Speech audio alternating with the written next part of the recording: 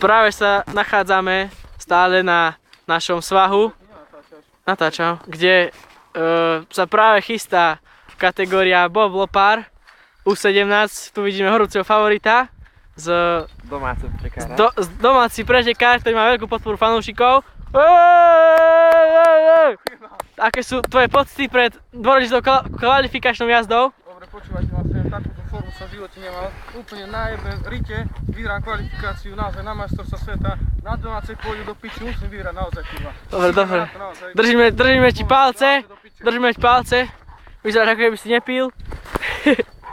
Ty si v živote nepil? Poď, môžeme odštartovať. Už si 2 týždne. Počkaj, poznám viac dopredu. No. 2, 1, poď! Poď! A on práve vyrazil pretekár na trať. Začal má problémy so štartom. Zvojil zootechniku. Ty už si riadi, ty koko. Ty už si riadi. Ty už si riadi, ty koko. Počkaj, ale náš vedúci pretekár dostal do čela. Áno. Sype ako drak. Tu vidíme hlavného dramaturga. Áno. A pozrite sa na tú super rýchlosť. Naberá.